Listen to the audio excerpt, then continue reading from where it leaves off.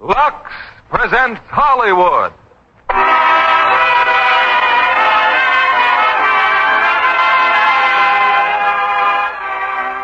Lever Brothers Company, the makers of Lux Flakes, bring you the Lux Radio Theater, starring Ella Raines, Edmund O'Brien, and Vincent Price in The Web. Ladies and gentlemen, your producer, Mr. William Keighley.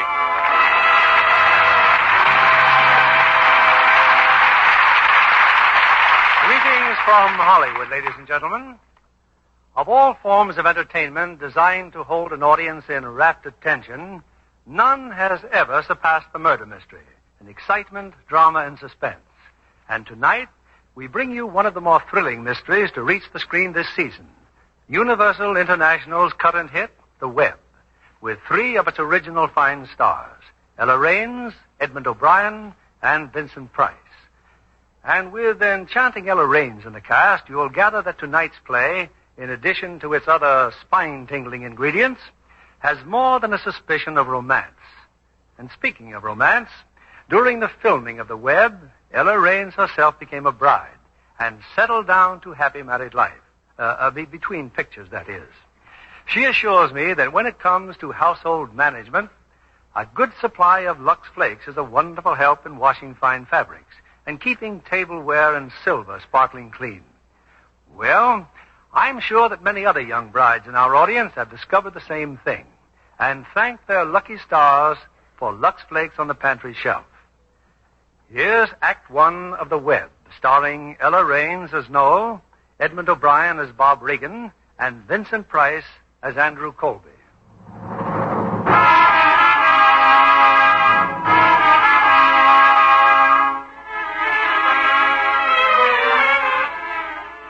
New York City. Two men, complete strangers to each other, are determined to see a certain Mr. Andrew Colby. One of them, elderly, haggard, has just stepped off a train in Grand Central Station. Father. Oh, Father. Are you sure you're all right? I'm all right, Martha. You should have let me come up to meet you. To see me get out of prison? It's not a sight I'd want you to remember. You're free now, Father. That's all that matters. Where is Mr. Colby? He didn't come here?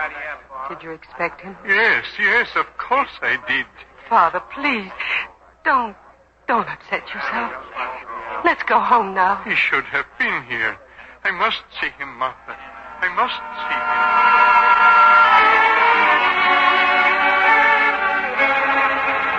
him. The other man, so intent on seeing Mr. Colby, is now in the offices of Colby Enterprises.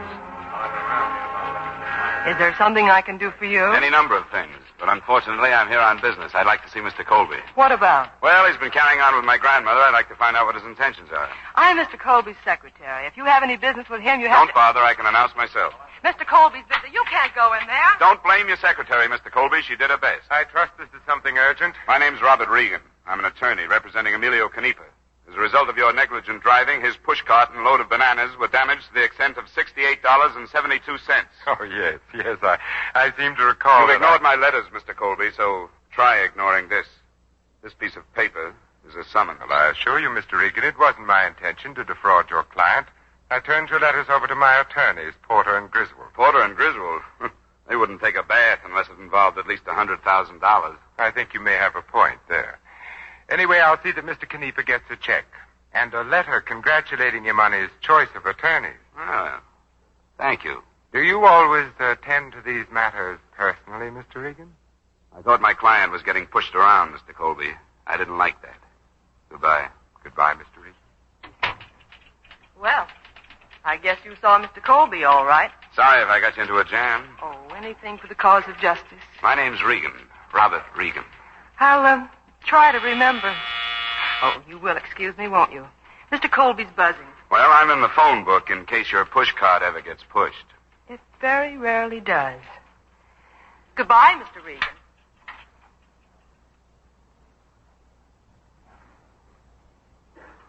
I'm sorry about the interruption, Andrew. Regan? Oh, he was a welcome relief. What an intense young man. You seem in a very happy mood. Well, I ought to be. Noel Holcomb just phoned me. They've decided to back me 100%. Andrew, that's wonderful. You can wire our Paris office. We'll be ready to leave here in 2 weeks. May I come in? Oh, Charles, please do. We've been waiting for you. Kroner was on the train, all right. His daughter met him. Kroner. How does he look, Charles? About the same. Thinner, a little bitter. 5 years. It doesn't seem possible, does it? Noel, that Regan fellow, what did you think of him? Oh, I don't know. Rash, hot-headed. Fairly bright, I imagine. Have him come to see me tonight. Come to see you? Yes, at home. Say 9 o'clock. Will you want me there? Naturally, no. Naturally.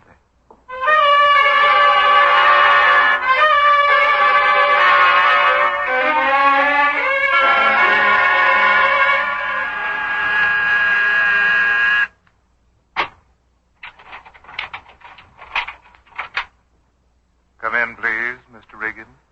It's quite a display of hardware on your front door. Do you always... Good evening. Well, hello. You know what? I'm worth $40 million. I'm going to have a secretary who looks exactly like you. Oh, my tastes are fairly simple. 20 million would be quite enough. How's Emilio Canepa? Expecting a check. What's the idea of this interview? Ask Mr. Colby. Oh, I thought you were his personal secretary. He keeps a few secrets from me. I couldn't. Say, what kind of a guy is he, anyway? Handsome, generous, warm-hearted, brilliant. Come in, Mr. Regan. It's a very attractive secretary you have there, Mr. Colby. Yes, I'm still young enough to notice that myself. Uh-huh. You're wondering why I wanted to see you? Yes, I am. Well, I was very much impressed with you this morning, Mr. Regan. I liked your loyalty to your client. Loyalty is a very rare quality to find these days. Well, you can buy it at any dog store in town. Unfortunately, that's about the only place. How would you like to work for me? Sounds fine. At considerably more money than I believe you're earning now. Sounds even better. What have I got to do that Porter and Griswold can't do? Well, briefly, it's this. Up until 5 years ago, I had a business associate, a man named Leopold Kroner. He became financially entangled and stole nearly $1 million worth of bonds belonging to our firm. He had counterfeit duplicates made of them, and then, using his position as an executive of the firm, he sold those counterfeit bonds. Clever boy. Not so clever. He was sent to prison for 5 years. He's just been released, but I'm afraid the long confinement, well, it seems to have unbalanced him seriously. How do you mean? He seems to hold me responsible. He phoned me today, and he threatened my life. You better call the cops. If necessary, I will.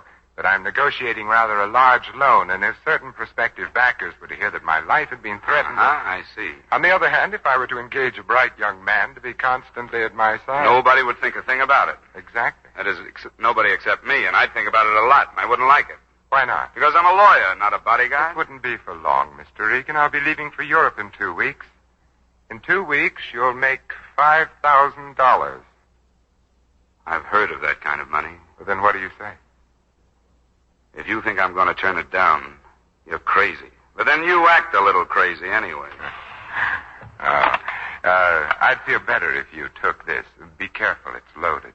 Well, it's as serious as all that? Yes, I'm afraid it is. Can you get a permit to carry a gun? Oh, I can try. I have a friend in the police department, Lieutenant D'Amico, homicide. Well, when do I start? After you've seen your friend. I could see him tomorrow. What about tomorrow night? Very well, tomorrow night. You'll come directly here, and Charles will have a room ready for you. Charles? Charles Murdoch, the gentleman who met you at the door. Oh, sure. Tomorrow night, then, Mr. Colby. You've got yourself a bodyguard at $5,000 per body.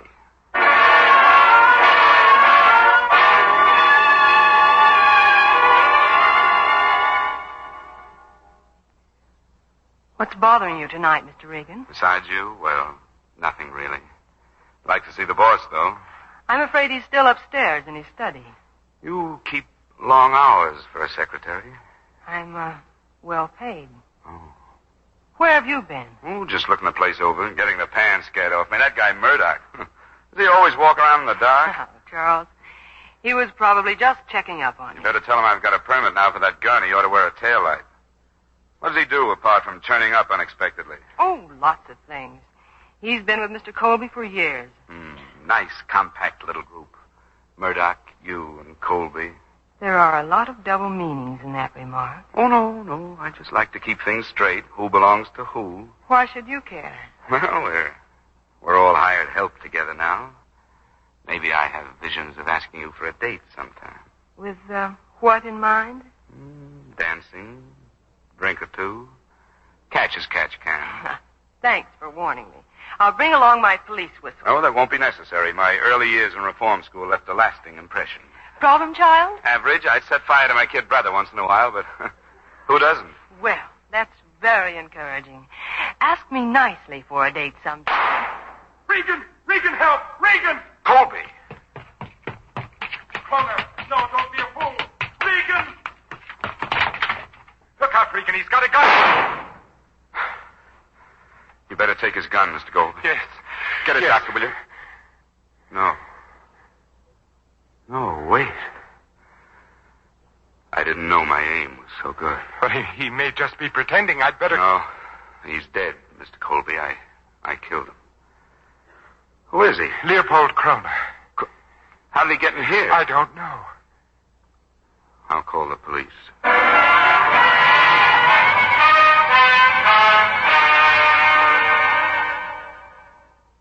Sorry I'm late, D'Amico. I've been in with the district attorney. Yeah, I know. So he turned you both loose, huh? You and Colby. Why, does that surprise you? Oh, no. You killed a man in self-defense. Hey, did he give you your back your gun? Yeah, as a matter of fact, yes. I fixed it for you yesterday to get a permit for that gun, didn't I? Well, I have my head examined. That would have looked great in there without a permit. I don't like what happened last night. Well, neither do I. Colby's in his study on the second floor of his house. He's going over some business papers. He looks up and sees Leopold Kroner. How did Kroner get in there? I don't know. I told you that. So did Colby. Kroner has a gun in his hand. He says he's going to kill Colby and then kill himself. Says Colby has ruined his life. Well? Nothing. I just like to hear myself talk. Colby throws the papers in Kroner's face and makes a grab for the gun. Kroner fires one shot that goes into the floor. Colby starts yelling for you. He's still struggling with Kroner when you walk in. Yes, I signed a statement to that effect, didn't I? Sure you did. You said Kroner turned on you with a gun, but he was off balance, you guessed. And you were able to shoot first. Any news yet from Kroner's daughter? Well, you'd know that before I would. Maybe. Maybe I would. Colby said he wants to make some sort of provision for him. What's bothering you, D'Amico? You are. A guy takes a shot at your boss while you're downstairs romancing a dame. You're a great bodyguard, you are. Why didn't he come to us if he'd been threatened? He didn't want the publicity. All right, Regan. What was the payoff? Look, are you going to hold me? No. But I've been looking over the Kroner record for 5 years ago. Guy counterfeits some bonds, sells them for $1 million, and then pleads guilty. But nobody ever finds the $1 million. He stashed it away someplace. Great, then what's he so sore about? Man with $1 million isn't sore at anybody. What's that got to do with me? Everything's got to do with you. You killed him. In self-defense, he had a gun in his hand. He'd already fired once. Anybody can shove a gun into a dead man's hand. Kroner's fingerprints weren't the only ones on that gun. Colby picked it up after Kroner was dead. We told you that. Kroner gets out of prison one day and gets bumped off the next. And all the time there's $1 million in cash lying around loose someplace. It couldn't be that you got a line on that money, could it? Now, lay off, D'Amico. You know me better than that. I only know one thing. This case is a long ways from settled as far as I'm concerned. Remember that, Regan. D'Amico, you really think there's something phony? You heard me.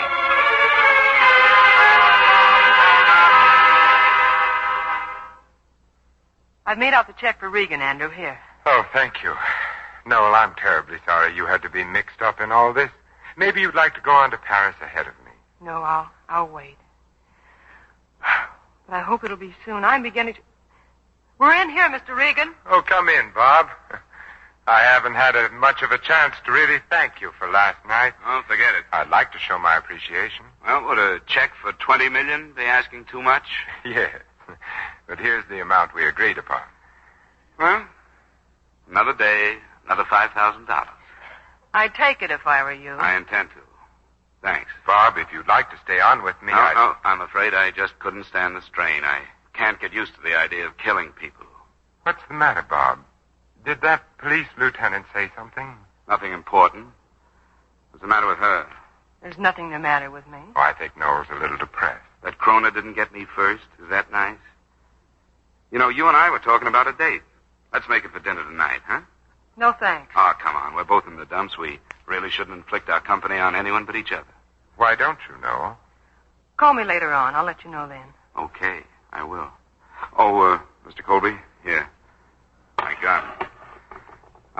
I'm checking it in, Coach. It was a great fight, and I'm glad I won. Bob, I Meanwhile, you still owe my client Emilio Canepa $68.72. Noel, I'm glad he suggested dinner tonight. Are you? Why? I just think you might enjoy it. Maybe I will, if I go. Well, you could cheer him up. Seriously, Noel, he denied it, of course, but that lieutenant must have said something to disturb him so deeply. And you'd like to know what it was? I didn't say that. A few minutes ago, you were sorry because I was mixed up in all this. Noel, what's come over you? It isn't like you to suggest that I go out with someone else. Regan has done us a great service. It seems to me the least we could do for him. Of course. I'll dig up some light, bright table talk in my most alluring dress. Anything else? No. Nothing else, no.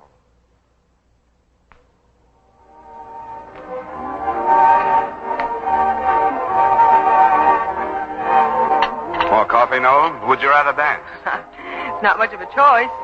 Coffee. Well, I couldn't have been more surprised when Colby let you out tonight. What do you mean by that? I mean, if I were in charge of you, I'd be a little more careful about how I passed you around. If there's any passing around to be done, I do it myself. I saw the look you threw him this morning before he gave you the nod. I merely wanted to know if he had anything for me to do tonight. Uh-huh. That's what I mean. You see, I don't kid myself that the president of Colby Enterprises isn't a little competition. This is America. You, too, can be competition. How do you stand with Colby? Why? What does that matter? Well, maybe I've already made a few plans. Well, if you have, they certainly don't include him. So why worry? I'm just naturally a worrier. How long have you worked for him? A little over 6 years. You must know him pretty well. I recognize him when I see him. Well, no more questions? What's the use? Tonight I sit making awkward passes at a beautiful girl. Last night I killed a man. Tomorrow... You're not to blame for what happened. I'm to blame for getting in a spot like that. Who am I to be carrying a gun, playing around with people's lives? There was nothing else you could have done. Oh, I could have shot Kroner in the shoulder, couldn't I, or in the leg? I could have kept my head and not have killed him. Is that what Lieutenant D'Amico said? Huh? What does that mean? Nothing. Only you seemed so disturbed when you got back to the house. And after I tell you what D'Amico said, do you have to leave right away, or can you stick around a while and report to Mr. Colby later? Let's go home. Quit kidding. Colby asked you to find out what happened down there. Did he?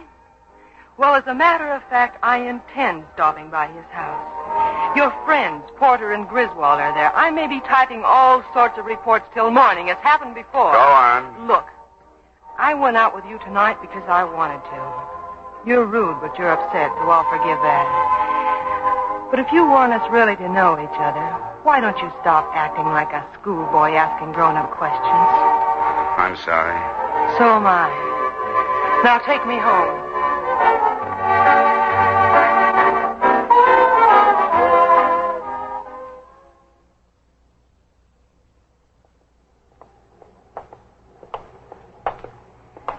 I'd ask you to come in, Bob, but Mr. Colby's probably still busy with the lawyers. Good night. Oh, wait a minute, Noah. I don't like to leave things like this.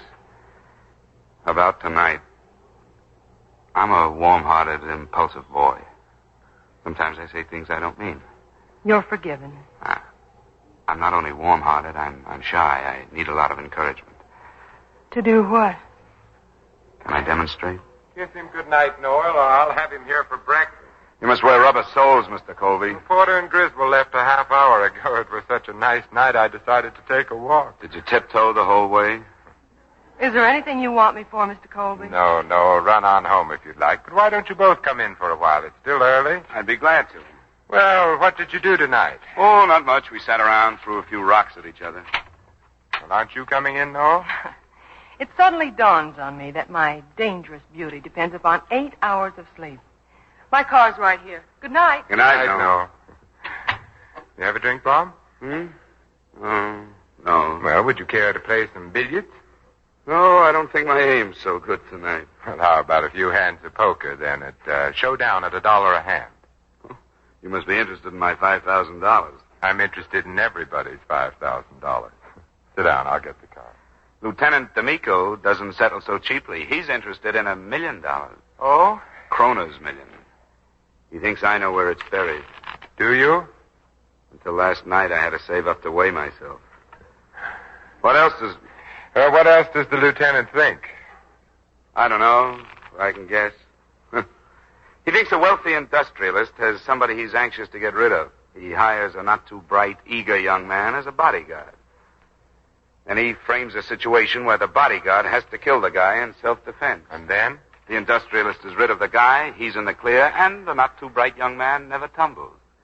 It's an interesting point, because even if our dumb boy should tumble, there's nothing in the world he can do about it. Why should he want to? Why shouldn't he? Well, the man is already dead. There isn't anything your young friend can do about that.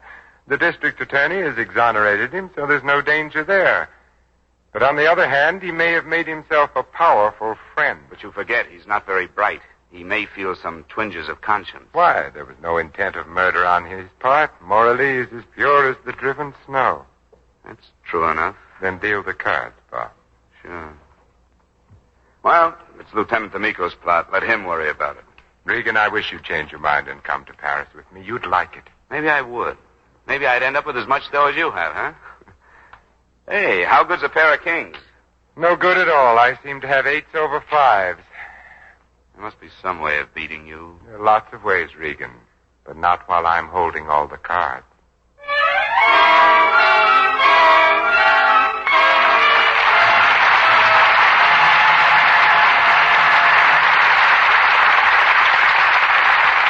In just a moment, our stars return in Act 2 of The Web. Libby, what are you grinning about? Remembering one of the funniest pictures I've seen recently. And what is that? Universal International's forthcoming Western. I was fortunate enough to be on the set when they were filming it. A Western that's funny. Oh, that's something new, isn't it, Libby? Yes, definitely new and hilarious.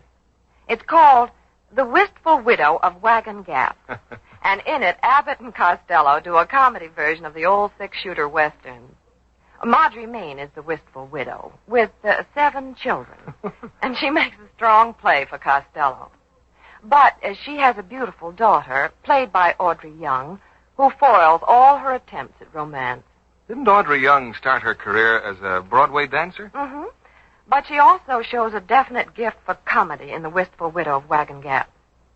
She dropped in on the set while I was watching Marjorie Main do a very muddy barnyard scene. And then, well, Audrey proved that she's a mighty smart girl. I can believe that. Especially when I tell you she's a Luxe girl from way back. You see, we were both walking through the barnyard to chat with Marjorie Main between takes when our nylons got spattered all over with muddy water. Oh. Oh, they looked terrible. But Audrey said, "Oh, goodness, Libby, I don't mind that. A dip in Luxe will fix them in no time." Well, of course, I cheered those sentiments. And she told me how she used to save her dancing stockings with Luxe. She really raved, John, about the way Luxe cut down the runs even in strenuous dancing routines. And she's so right, as you know, Libby. Our famous strain tests showed that stockings washed with Luxe Flakes last twice as long. Not only nylons, but every type of stockings. Silk, rayon, cotton. Yes. I wonder why any girl would risk strong soap or rub her stockings with a cake of soap. Oh, there's another thing about Luxe Flakes, too. Oh, I've forgotten something, Libby? Well, it's especially important these days. It's the way Luxe saves the color of your stockings. And now, with the exciting new deep tones that you see in the stores, that's vital. Thanks, Libby. So, to keep stockings lovely, to make them last longer, it's smart to Luxe them after each wearing. Here's William Keighley at the microphone. Act 2 of The Web, starring Ella Raines as Noel, Edmund O'Brien as Bob Regan, and Vincent Price as Andrew Colby.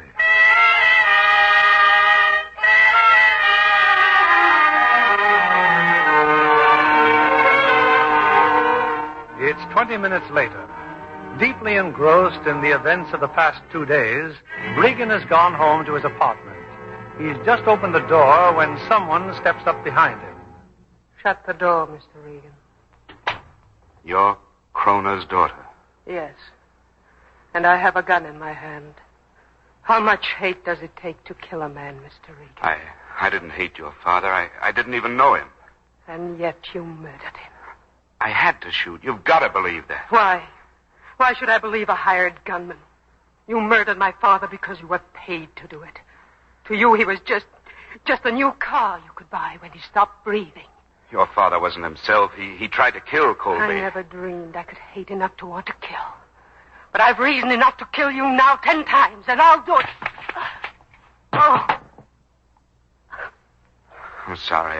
I didn't mean to hurt you, Miss Crona, but I had to get that gun from you. All right. You've got it. Why don't you kill me, too? You've got to listen to me. I was hired to protect Mr. Colby. Protect him from what? My father wouldn't have hurt anyone. Miss Crona, when a man is out of his mind... He wasn't out of his mind. And he didn't threaten Colby. And he never owned a gun. How do you know? I knew my father. He was the kindest man who ever lived. But he did break into Colby's house. He didn't break in. He was invited. Huh? Invited? He was asked to be there at 10 o'clock. I was there when he phoned. As if you didn't know. You're sure of this? Do you have any proof? If I had any proof, do you think I'd be here now? Or that you would? No, Mr. Regan. If I could prove what I know, you and Colby would be where you belong. In prison.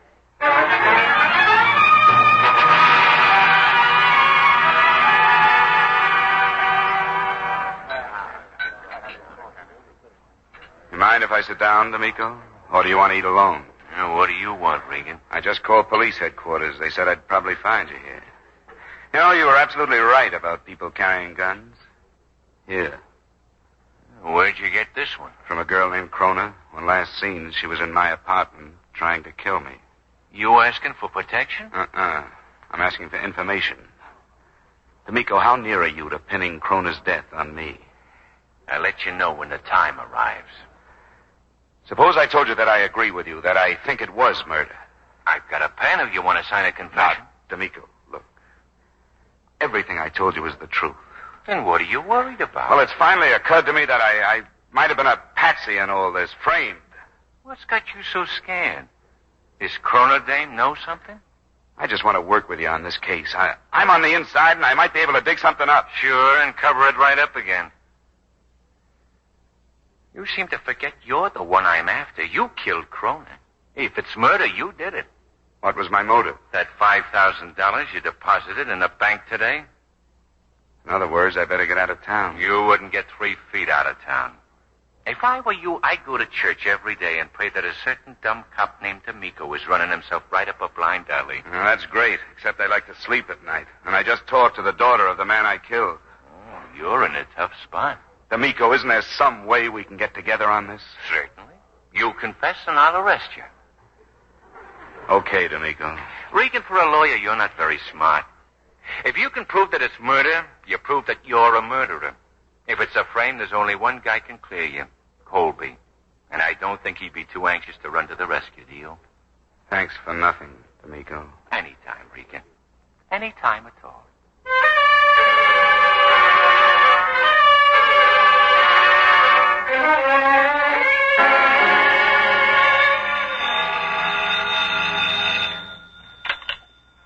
Hello? Oh, good morning, Bob. I don't know how I could. I'll be busy all day. You what? Oh, uh-huh. Well, this afternoon, then? 3 o'clock. No, you better not. I'll, meet you downstairs in front of the building. I'll be there, 3 o'clock.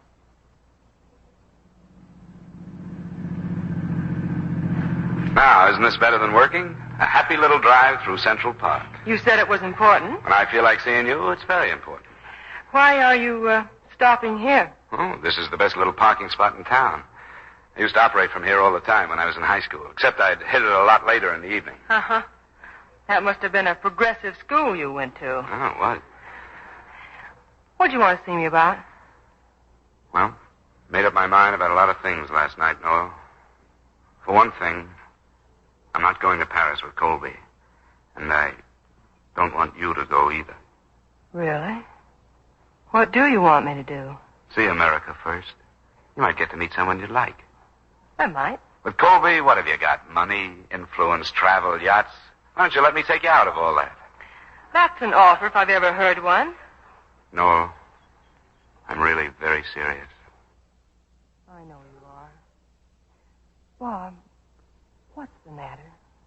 I spent the whole morning in a newspaper office going over the accounts of the Krona trial 5 years ago. Why? You just naturally get curious about someone you've killed. Anyway, I ran across the name of Victor Bruno. Who was Bruno? Didn't you find out? Well, I went to see a friend of mine, court clerk. Cost me a bottle of scotch, but I found out something. Now I'm very curious. He didn't remember much about Bruno, only that the cops figured him for the engraving job on those counterfeit bonds. But Bruno never testified at Kroner's trial. No, I know. They never found him. But, no. What do you know about him? No more than you do. Funny. Kroner didn't look like the type to get away with $1 million. Neither did Bruno. Oh, you've seen him? Yeah, once, before he disappeared. Kroner was out on bail at the time, and Andrew was doing everything he could to help him. He spoke to Bruno, hoping to clear Kroner. What did this Bruno look like? Oh, I don't know. Strange little man, always trying to hide. He looked like a, $20 a week bookkeeper. Glasses 2 inches thick and not a hair in his head. Was he a foreigner? Well, he spoke with an accent. Is Colby going to be home tonight? As far as I know, why? Oh, maybe I could get him to throw some legal business my way. I'll keep him at home for you. Now you better take me back to the office. Well, little did I think when I first met Emilio Canepa that you'd be the mother of my children. Why? Is there some connection between the two? No Emilio, no summons. No summons, no children. We'll name our first one Emilio, then. Over my beautiful, muscular, dead body. Oh, well, back to your office.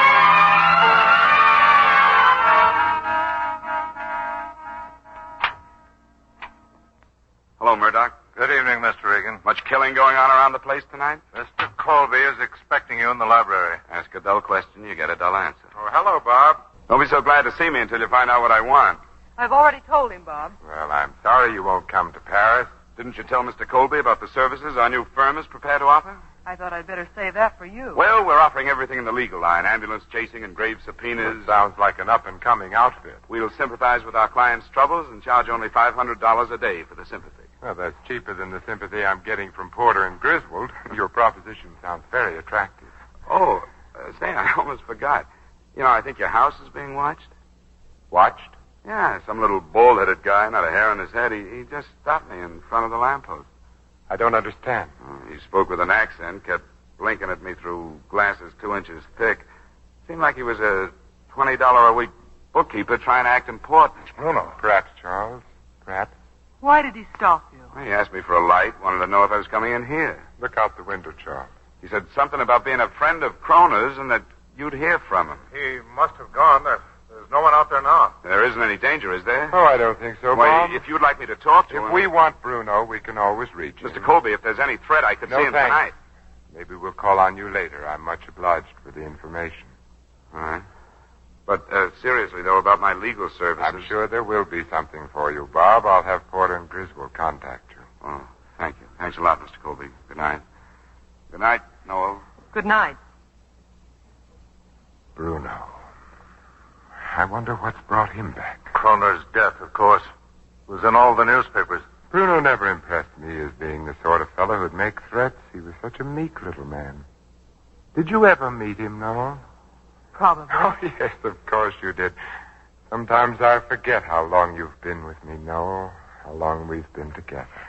Andrew, if you don't What mind... was it you once said about Bruno? That he reminded you of a $20 a week bookkeeper, wasn't it? Do you have anything else for me to do this evening? I don't think so. Oh, then I'll say good night. Good night, Noel.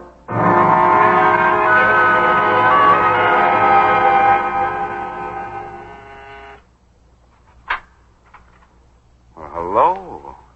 Hey, this could give me a pretty bad name with my landlady. But come in. Come on. I'd like to know what you meant by that little performance tonight. Was I convincing? You're not a very nice person, are you?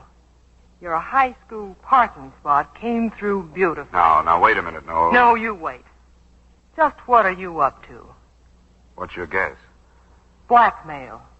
That's a nice business, too, if you have the right connections. I think I deserve a better answer than that. Sure you do. Noel, there are several people in this town who believe that Krona was deliberately murdered. That's ridiculous. Is it? It would have been comparatively easy for Colby to frame. He invites Krona to the house. In the middle of the conversation, Colby pulls out a gun. He fires one shot into the floor, shoves the gun into Krona's hand, starts wrestling with him and yelling for help. I rush in, Krona turns startled, bang, bang, and it's all over. You must be out of your mind. Why should Andrew want to kill Krona? Suppose he dreamed up this whole counterfeit deal himself. Now, he promises Krona a share of the profits if he takes the rap, while Colby takes the $1 million and builds up the business. Krona gets out expecting a share of the gravy. Instead, the lights go out. If I use that kind of reasoning, I could think of at least 50 motives why you killed Krona. The police have 100. Just what were you trying to do tonight? I want to see Bruno. I dreamed up that little man by the street lamp, hoping I could startle Colby into giving me Bruno's address, but fortunately he doesn't startle so easily. How can you be stupid enough to believe all this? Andrew's one of the finest men I've ever known. He's certainly been decent enough to you. He may have carried his friendship a little too far for my own good. So, you take out the little corn-fed secretary, prime her up with some fake sincerity, and she spills over with everything you want to know. Oh, I know it's not going to be easy to convince you that the things I said today were sincere. It's just about the most hopeless proposition you ever faced. No, look, I'm going to have to make another try for Bruno's address tomorrow. If you give me away, I'll be sunk. In more ways than one. Do what you want. Just don't ask me for any promises. Good night.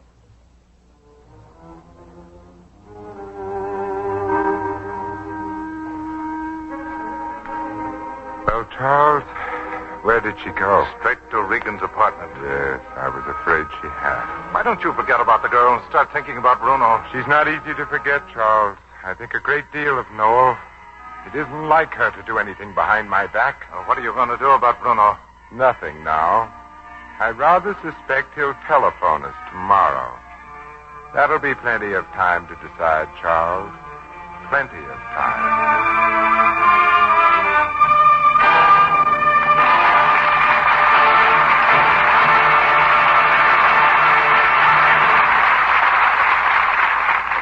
We pause now for station identification. This is CBS, the Columbia Broadcasting System.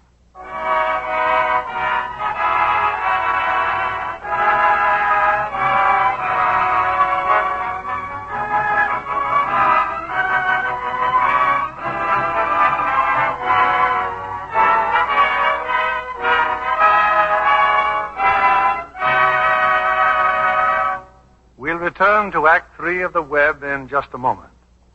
One of Paramount's loveliest finds of the year is charming red-haired Nanette Parks, who came from St. Paul to Hollywood by way of the Pasadena Playhouse. Do you find your new life exciting, Nanette? Oh, tremendously, Mr. Keeley.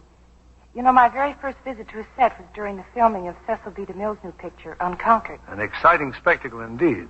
The siege of Fort Pitt by the Indians with flaming arrows and authentic fireballs is really sensational. Modern Pittsburgh, on the site of old Fort Pitt, will have a chance to relive its history when the picture has its world premiere there October 3rd. I learned so much from watching the actors, too. No doubt, with Gary Cooper and Paulette Goddard heading such a fine cast of more than 5,000 players. I was especially thrilled when Paulette invited me to her dressing room one day while she was having a costume fitted. And you know the costumes for Unconquered were absolutely authentic for the period. Well, what thrilled me most was the gorgeous negligee Paulette wore between fittings. You know, I used to be afraid washing would fade such pretty things. Before I learned from the studio wardrobe people that Luxe Care keeps lingerie lovely so much longer. But John Kennedy knows that. The studios see the practical results of Luxe Care, Nanette. I've seen scientific proof. In actual washing tests, slips and nighties washed the Luxe way stayed lovely 3 times as long. Those washed the wrong way soon looked faded and drab. That means girls who give their underthings Luxe Care can have 3 times as many without spending any more. How do you figure that, Mr. Kennedy? Well, instead of constantly replacing faded drab underthings, you can buy pretty new ones. Because those you Luxe stay lovely 3 times as long. So, without spending any more than you would for replacements, you have 3 times as many pretty things. Thank you for coming tonight, Nanette Parks. We return you to William Keighley. Act 3 of The Web, starring Ella Raines as Noel, Edmund O'Brien as Bob Regan, and Vincent Price as Colby.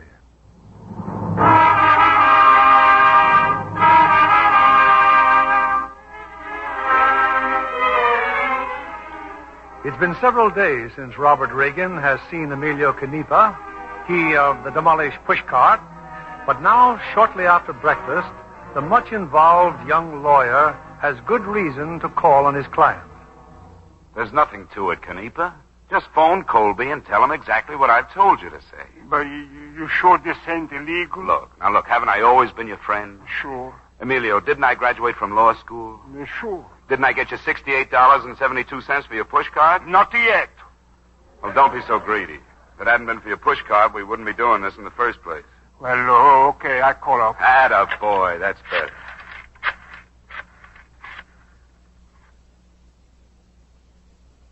Hello? Hello? Oh, yes, this is Mr. Colby. This is Victor Bruno, Colby. Oh, yes, Bruno. I heard you were in town. And what if the police hear I'm in town? All right, Bruno. How much this time? For $10,000, the police don't find out. $10,000. That's a lot of money. I got a lot I could say. Stop by my home tonight. No. I don't make the same mistake Croner made. You send the money to me. Where? You know the place. You remember the address? Yes. You sure you remember? Yes, of course. Now listen, Bruno. I'll give you the money on one condition. Get out of the country. You and your wife. With the money, there'll be 2 tickets to Mexico City. See that you use them. Just be sure to have the cash there tonight. 9 o'clock. This is the last time, Bruno. Remember that. Well, Charles, what's the matter? You look worried. If we're going to start paying Bruno, he'll never let us stop. Don't be absurd, Charles. That wasn't Bruno on the phone. Well, then who was it? Not Regan. No, not Regan. Probably a friend of his. How do you know? Instinct, Charles. That's what makes me such an enormous success. But if Bruno was here last night... Victor Bruno has been dead for 5 years. Dead? Then how did Regan know what he looked like? No. She's the only one who could have given him that description. You never told me Bruno was dead. How did he die? Protesting his innocence. Well, what was Regan after just now? Bruno's whereabouts. Andrew, did you have Bruno killed? Don't be so inquisitive, Charles. I just don't want you to get the idea that what happened to Bruno could happen to me. I'm no Croner, and I'm no Bruno. I hope we'll have you here for some time, Charles. What about Regan? Go to the bank and get $10,000. Then? And then we'll have to do something I'm not going to like doing at all. What about the girl? She's involved in this as much as Regan. Yes, it looks that way. You don't like the idea of getting rid of her, do you? I don't like it at all. But if I have to, I'll do it. I'll arrange for Noel to be here at 8 o'clock.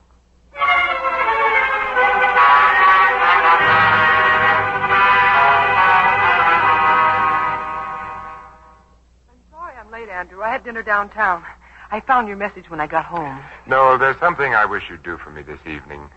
In the safe there is a large manila envelope with $10,000. Will you get it for me, please? Of course.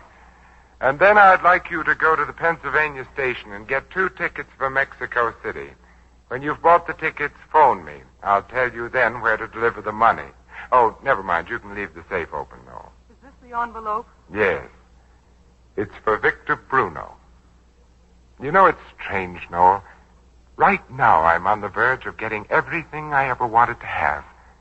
And yet I find there's only one person I can really trust. Andrew, please. I wonder if you know how much I appreciate it. Andrew, that telephone call from Bruno... What about it, Noel? Nothing. It's not important. I'll see you later.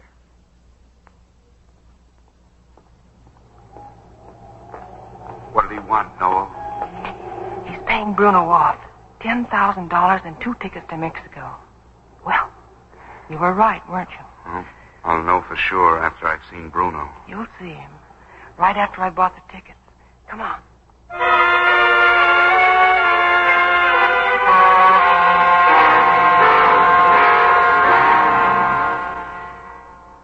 Well, she's on her way, Charles. She's probably met Regan by now. Why do you suppose she did it, Charles? Did she fall in love with him? What difference does it make? For a moment, I thought she was going to tell me. If she had, I would have forgiven her. Well, I'd better call the police. Andrew, wait. I'm not so sure this is such a good idea. But why? Granted, we can have them picked up for stealing the $10,000 that they find her fingerprints on the safe. That doesn't really get them out of the way. But then, what if they're arrested not merely for theft? What if they're arrested for murder? What? What are you talking about? Whose murder? Your murder, Charles.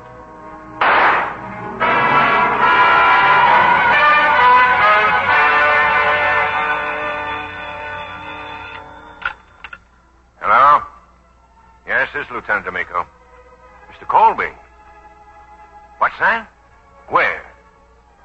You sure? Penn Station, huh? Okay. Just sit tight, Mr. Colby.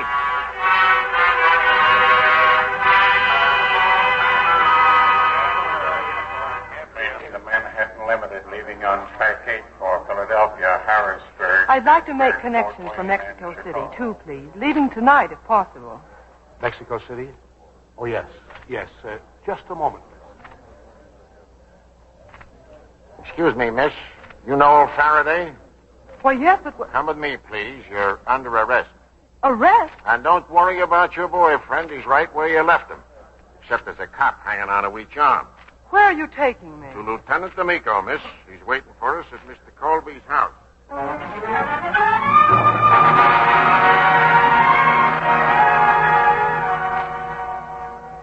We got him all right, Lieutenant. Regan and the girl. Keep him there in the hall. Okay, Doc. Take the body in the library. Bob, look. On the stretcher. Murdoch. Just stay put, Regan. But what's happened? Why are they holding us? Because I'm the biggest lunkhead of the year. It never occurred to me Colby'd take it out on you. Andrew? Murdoch's dead. He's gotten rid of the last guy that knew anything about the phony bond deal, and he stuck us with a rap. But he couldn't possibly hope to get away with this. Why would we want to kill Charles? Don't worry. With Colby tailoring the evidence, it'll fit like a bathing suit.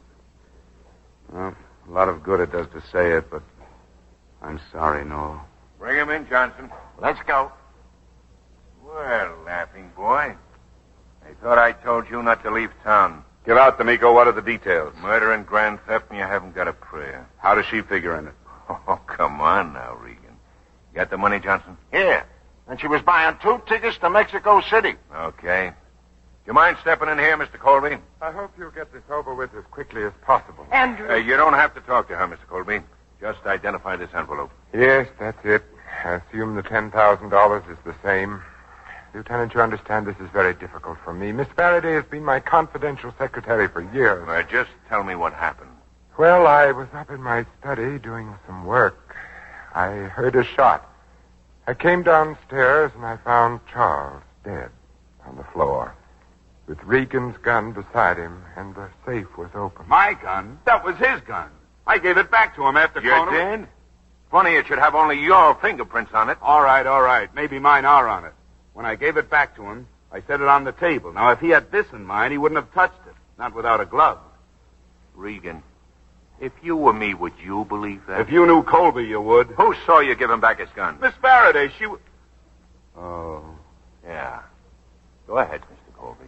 Well, I realized Miss Faraday was the only person besides Charles and myself who knew the combination to the safe. Andrew, you had me open the safe yourself. A couple of nights ago, I happened to overhear a conversation between Mr. Regan and Miss Faraday in which Mexico City was mentioned. And she was buying 2 tickets to Mexico City when we grabbed her. You already told me that. What are you looking for, a promotion? Lieutenant, he knows why I have the money, and he sent me for the ticket. You'll get your chance to talk, miss. This is very awkward for me, Lieutenant. Well, we're almost finished, Mr. Colby. Why do you believe him, D'Amico? Only yesterday... That was yesterday. I'm not interested in the Krona case anymore. I got one right here that suits suits me fine. But this is a frame.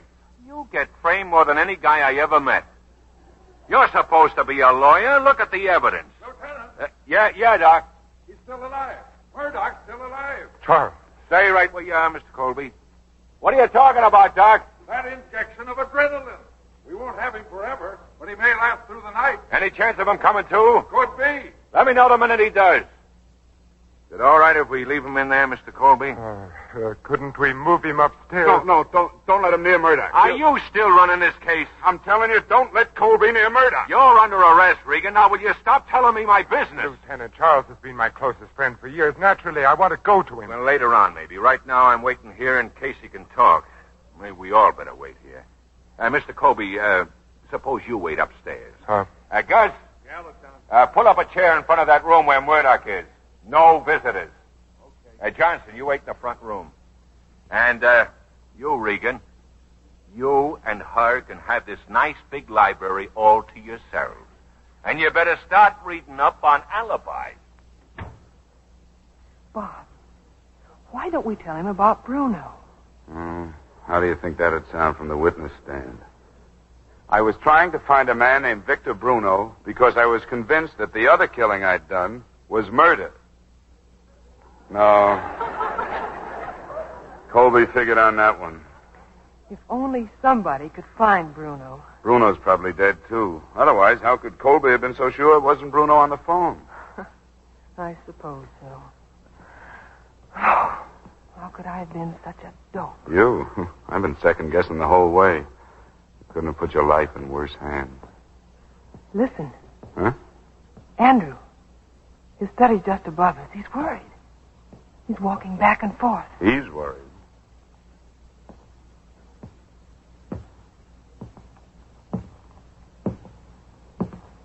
Come here, Regan. I want to ask you a couple of questions. What about Charles, Lieutenant? Well, he's still alive. Still alive. He's still alive. I thought you left the cop in front of the door. Where'd he go? That doc needs some more adrenaline. He sent Johnson to the drugstore. Murdoch's not alone in there. The doctor's with him, isn't he? First you shoot him, and then you worry about his health. The doctor's in the kitchen boiling up a hypodermic. Come on, Regan. That's where we're going. You stay where you are, mate. He's alone. Charles is down there alone.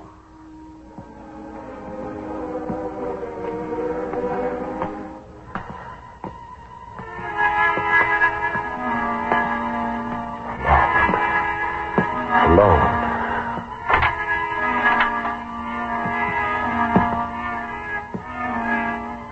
They'll never know now, Charles, will they? They'll never know that... bother killing them again, Colby. D'Amico! Murdoch's been dead for 2 hours, ever since you shot him. Now, how... Watch it, Regan! Turn on the light, Counselor. Yeah, sure. Well, don't just stand there. You knock Colby down, I'll pick him up. Get him out in the hall. You can come out, Miss Faraday. This you'll want to hear. Bob, what happened? I'm not so sure I know myself. Well, Mr. Colby, tough break, huh? I really solved this one from left field. I've had Regan tailed for the last 2 days. I knew he wasn't here tonight. It's quite a comfort to us taxpayers to find our police department in such competent hands. Thanks so much. Oh, just to keep the record straight. Whatever happened to Kroner's $1 million? That's strange. That's what Kroner wanted to know. Yeah, very funny. Come on, Johnson. We're taking Colby downtown. Oh, that D'Amico. He's really the answer to a maiden's prayer. Yep. He's a smart cookie, but he doesn't catch everything. What's that? Something D'Amico forgot to take. 2 tickets to Mexico City. Think we can use them? I've, always wanted to try out my Spanish. Don't forget, you two. You'll have to check with my department if you're figuring on living the country. Now, wait a minute, D'Amico. That Colby still owes my client $68.72. Well, you're a lawyer. Sue him.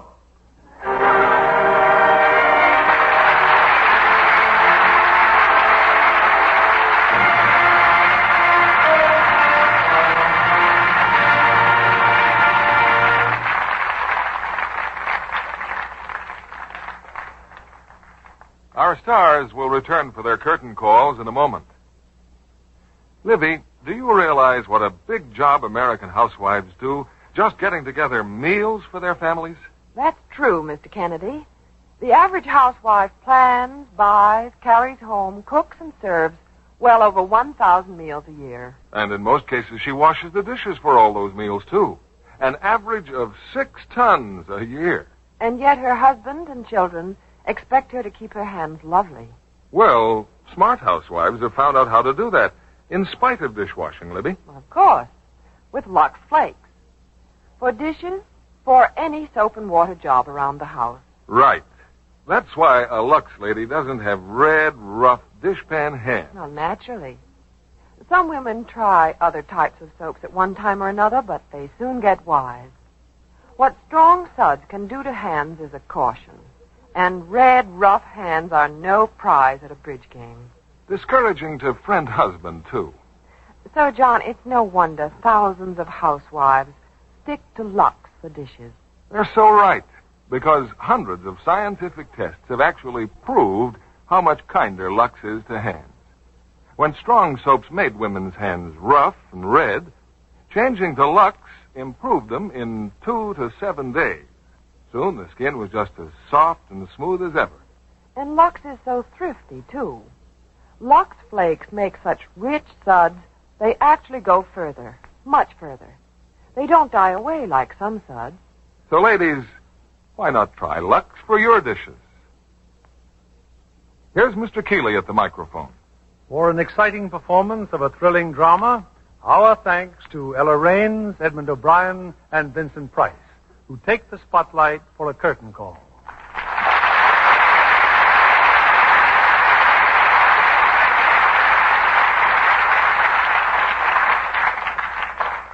Ella, now that you and Edmund have solved the mystery of the moment, I wonder if, in an altogether different vein, you'd help our audience solve the burning question of the season. I'll do my best. What is it, Bill? As one of Hollywood's most photographed and best-dressed stars, where do you stand in the current fashion battle between long and short skirts? Well, I see that Ella takes a stand in short skirts for tonight's appearance. Well, that's because I happen to be wearing a suit. Now, does that follow? Look at my suit. Still just below the ankle. But for women's suits, I feel the shorter length is smarter.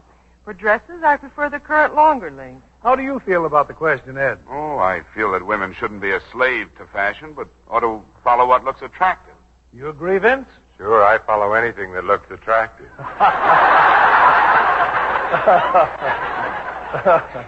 Personally, when it comes to shorter skirts, I believe the eyes have it. You mean the masculine eyes, of course. How about you, Vince? Are you a member of that little below the knee club? Well, it depends how little is below the knee. De gustibus non disputandum. Did I say something I shouldn't? No, Vince. Ella means there's no disputing taste. But there's no question of divided taste in what we're offering on this stage next Monday night. I understand it's something very special, Bill. Yes, one of the screen's most brilliant feminine stars, whose rare appearances in radio are always an event. Plus, one of Hollywood's outstanding male stars in his first screen role since he left the Navy Air Corps. Katharine Hepburn and Robert Taylor. I guess you need say no more, Bill. No, indeed. Katharine and Bob appear in Metro-Goldwyn-Mayer's thrilling drama, Undercurrent, repeating their original screen roles of a man and woman whose love is overshadowed by a haunting figure from the past. Well, it ought to be standing room only Monday night. Congratulations and good night. Good night to all of you, and thanks.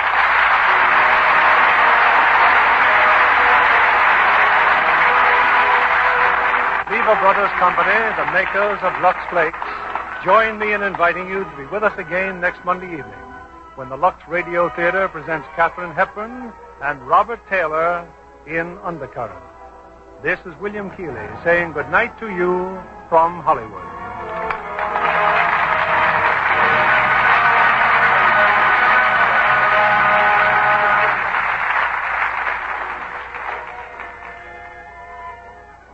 Again, a word of appreciation to the housewives of America for the swell job you're doing saving and turning in used fats and oils. The world shortage of fats is still very much with us, and industry needs every drop of used fat just as much as ever. So now that the weather is cooler and you're doing more cooking, keep a tin handy for used fat. Remember, your dealer will pay you well for every pound you turn in. Ella Raines will next be seen in Nunnally Johnson's The Senator Was Indiscreet. Edmund O'Brien will soon be seen in the Canaan production, A Double Life. Vincent Price's next Universal International picture will be Up in Central Park. Heard in our cast tonight were Maria Palmer as Martha, Bill Johnstone as D'Amico, Robert Griffin as Murdoch, and Norman Field, Jay Novello, Edwin Cooper, Cliff Clark, and Eddie Marr. Our music was directed by Louis Silvers. This program is rebroadcast to our servicemen and women overseas through the worldwide facilities of the Armed Forces Radio Service. And this is your announcer, John Milton Kennedy, reminding you to join us again next Monday night to hear Undercurrent with Katharine Hepburn and Robert Taylor.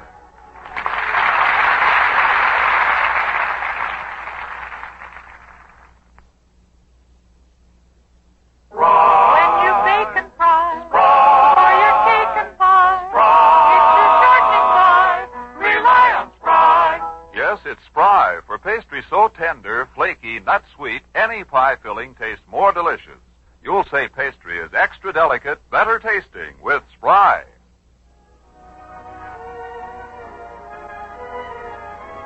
Be sure to listen next Monday night to the Luxe Radio Theater presentation of Undercurrent with Katharine Hepburn and Robert Taylor. Stay tuned for My Friend Irma, which follows immediately over most of these stations. This is CBS, the Columbia Broadcasting System.